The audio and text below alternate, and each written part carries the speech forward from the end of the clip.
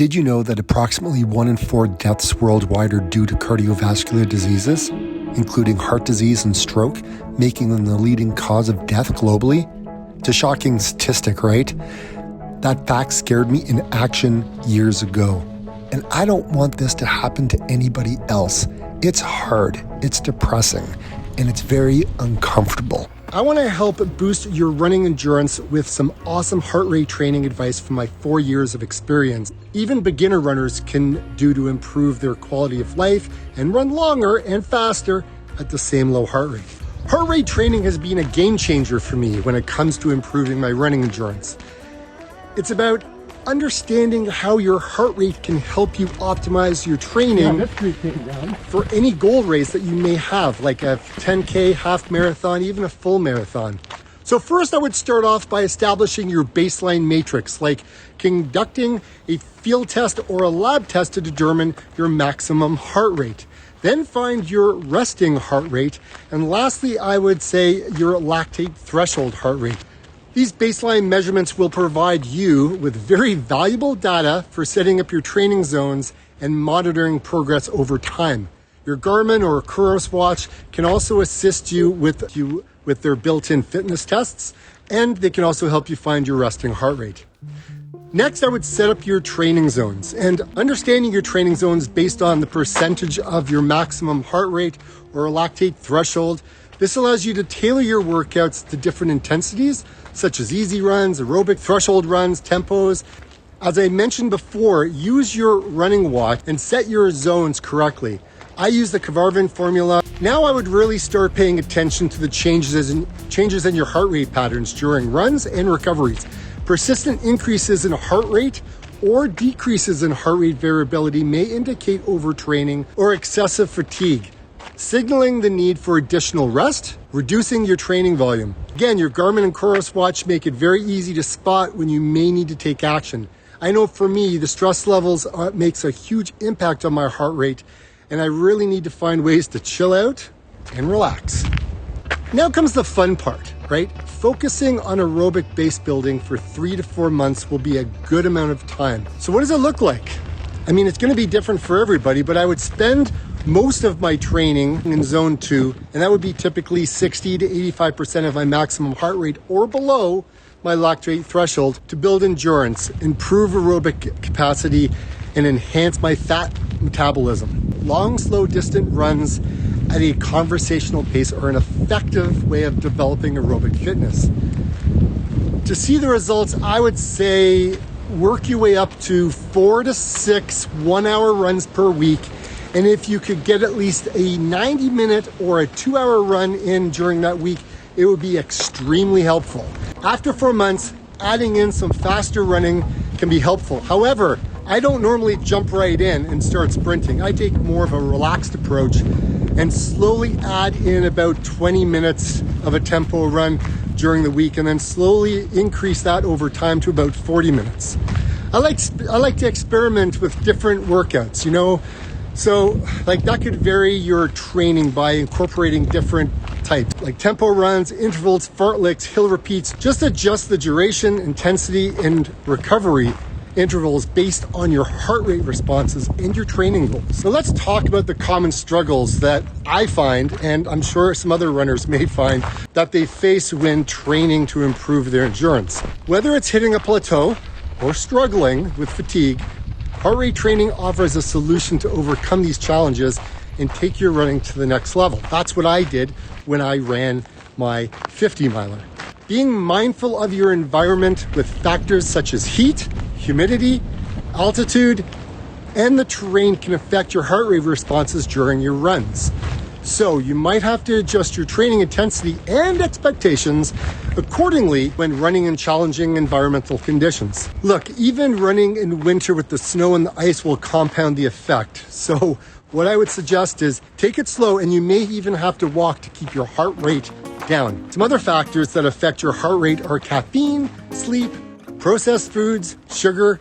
So look, I'm doing my best to clean up my diet by eating a plant-based whole food diet. But that's just what I do. You have to find what works best for you. And when it comes to heart rate training, it's essential to know your target heart rate zones. right? Training within the zones can help you maximize your endurance gains and improve your overall performance. By staying within your heart rate training zone, you can push the limits and significantly progress your running abilities. What I like to do is keep my heart rate in my 10 beat range. Example, 128 beats to 138 beats per minute. And if I notice it starts to rise above 138, I'll slow it down and walk if needed. However, your tech on your watch isn't perfect, so don't freak out, as I like to allow for a 3 to 5 beat increase to account for errors. Now, if you want to combine heart rate training with perceived exertion, go for it. However, using a combination of heart rate data and perceived exertion, and that's like how hard you feel that you're working to gauge intensity levels during your workout, it allows you to fine-tune your effects and adapt to changing conditions. I've done that, and sometimes it's like a kid in a candy store. You just kind of go a little too much. You got to pay attention, kind of reel it in so you don't think no one's looking and you can just do what you want to do. And what is that perceived effort? It's kind of hard to know until you've used heart rate training to really have a gauge as to where you are in that zone. And it comes in time. Like the Maffetone method has really helped me gear my heart rate zones. And then combining the Kavarvan method, after finding my maximum heart rate, it really did make a difference in my training. And it really helped me be able to run that 50 miler that I did a number of years ago. The heart rate training hack that I found that works for me, building my aerobic base, but wanting to run faster. Look, hill repeats are great. However, you want to do them in reverse. And I don't mean running backwards, because that just wouldn't work out too well. I like to find a hill and hike up, keeping my heart rate in my zone too. And then I'll run down, keeping my heart rate stable in that same zone too. And it works as you get the leg turnover working in your favor. So what can you do about it? You've been hiding in the shadows way too long. Well, first off, you can start making some life changes. Always thought that you were weak, but babe, you're wrong. You're stronger than you think. It doesn't need to be this way. Better step into the light, just give it a try. Think that it's time you let that spark out. You've been hiding You can run in the longer. shadows way too long. You can run faster.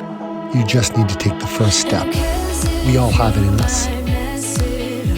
Just like I did all those years ago. You've got this.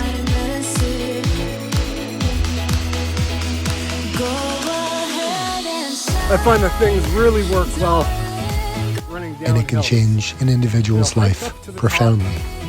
And then run down. It makes a world of difference, specifically if I'm training for a trail run. So what's it going to be? And these areas I go to, it's so super cool. Like, there's no people. It's just like I could set up a camera in the middle of the road and no one's coming down this thing. Oh, but I mean, this place is stunning. Honestly, if you run 1 hour sessions 4 to 6 times a week, that is a good base that I found. That's a good amount based on what I've experienced over the last number of years.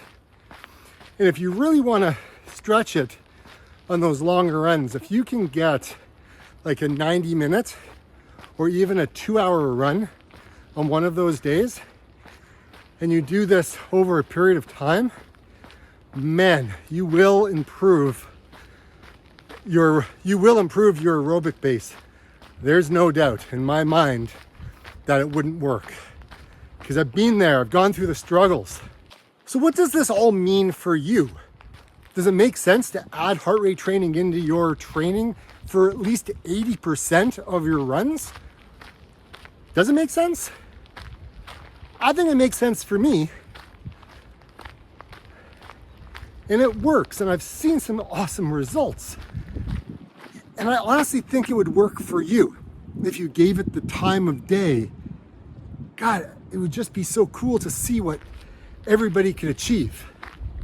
In summary, I would say heart rate training is a very powerful tool. It can really change how you run, how you experience running. And by incorporating these points in your training routine, you'll see a remarkable improvement in your endurance and your performance on the track. Look, I encourage you to give it a go. Try heart rate training and share your progress in the comments below. I'd love to be able to hear it. And look, don't forget to subscribe for more running tips, more vlogs, more of what I do. I want to see you improve in your running this year. So like I always say, get out and run.